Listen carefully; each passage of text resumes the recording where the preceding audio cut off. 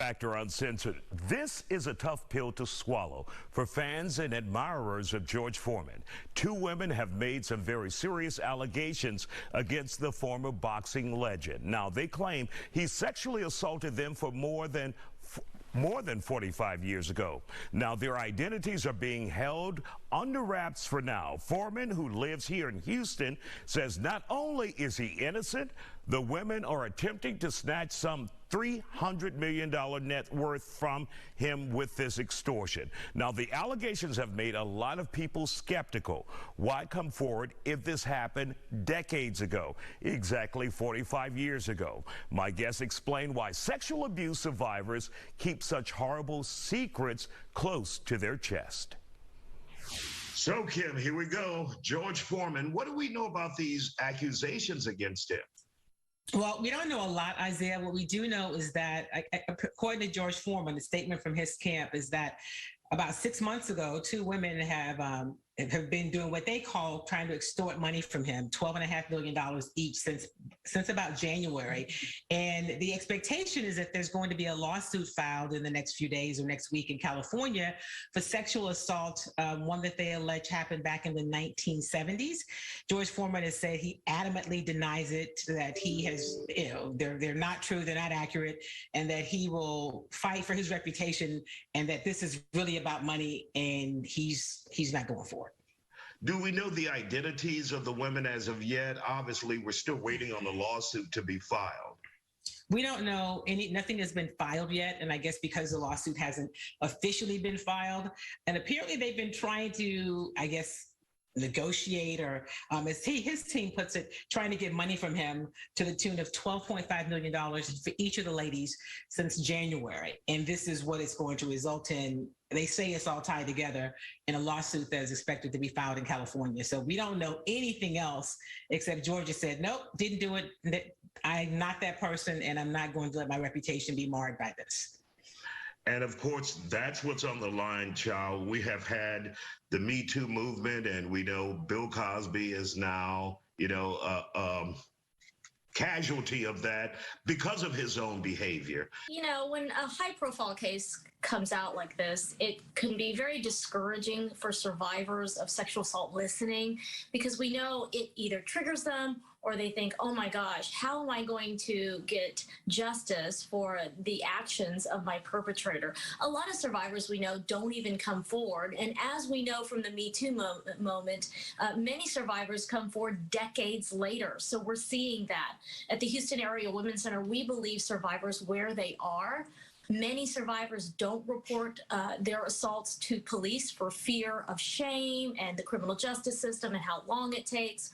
We also know that false reporting is very rare. Only about 2 to 10% of all survivors, by some studies, falsely report their allegations. So when we hear cases like this with George Foreman, a beloved hero of not only this city, but of the country, being accused of sexual assault, it makes you wonder. But we also know in the 70s, things were very different. Women didn't report. There was a lot of shame around sexual violence, and people weren't talking about it. It was at the cusp of the women's movement. And of course, 40 plus years later, we've got Me Too, and we've got survivors coming forward. And for some survivors, justice and accountability look like monetary damages. Well, ladies, we know already there are critics out there saying, you have waited more than 40 years. Why do this now? What would you tell people who are saying this has taken too damn long for you to come forward and say that this happened? And both of you can chime in here. Well, I listen to what Chau says, and she works with women who are victims of this all the time. So I can't speak to that. But what I will say is that I'm careful, even though maybe only 2% of the cases of people that come forward, it may be rare that it's false. I'm really careful about automatically thinking that it happens, right? I just think we still have to find out what really did happen. And it is tough. If you're talking about 50 years ago. It doesn't mean because it was 50 years it didn't happen, but it also doesn't mean because it's rare that it did. So I want to be real careful before I automatically think, and Chau, I know you're not suggesting that, but I just want to be careful before we say, well, you know what, women that come forward, it's rare that they're not telling the truth. I want to give George Foreman also the same. We don't know the women yet. We don't know who they are, but because there's been conversations about this monetization from 6 months ago, I just want to be careful and give George Foreman until something comes out, proving that he's done something wrong, to give him the benefit of the doubt. And Kim's right. I mean, we're looking at 1 in 10, up to 1 in 10 false reports, right? That it's rare, but it happens. What I can tell you is from the perspective of victims that we see in survivors, we had a case of a survivor share her story with us. She was driving by the establishment where she was sexually assaulted 30 years ago and fell apart and emotionally fell apart and came to the Houston Area Women's Center to get that healing that she finally had covered up for so long, for decades. And it all came, just came back to her. And she said, look, sometimes it happens just like this. Like Kim said, we don't know much about this case, but we know the stories and the experiences, the lived experiences of survivors and the trauma they sometimes carry with them for decades. And for those, as I said, Chau, what do you say to the critics, though, who are always saying, in cases, especially with celebrities, that why now? Why now? Yeah, it's unfortunate in the media. We are quick to judge and quick to name the blame game, but we don't know that experience of someone who's experienced and who survived sexual assault. This is a very personal issue. Many survivors don't even report because of that shame. And when you see this in the media and a victim being lambasted or judged, as we've seen oftentimes, it discourages survivors from coming forward to law enforcement, especially. And for us, our message is always the same. There's help available.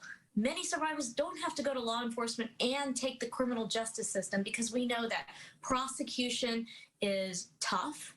It's long, it's arduous. It can be just a very traumatic event that re-traumatizes a survivor.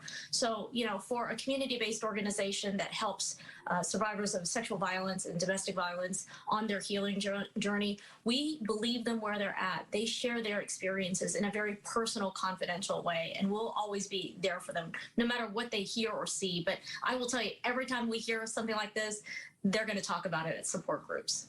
Hey, Go ahead, Kim. Before we go, I'd be also remiss to say, historically, in our community, I think one of the reasons that people become critical is because it was common for African American men, Black men, to be falsely accused of something like sexual assault historically.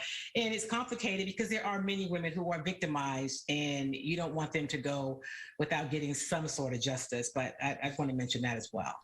All right. Kim Davis from Chalk Talk and sports journalist, and Chau Nguyen from the Houston Area Women's Center. Thank you both for joining us here on The Factor Uncensored tonight.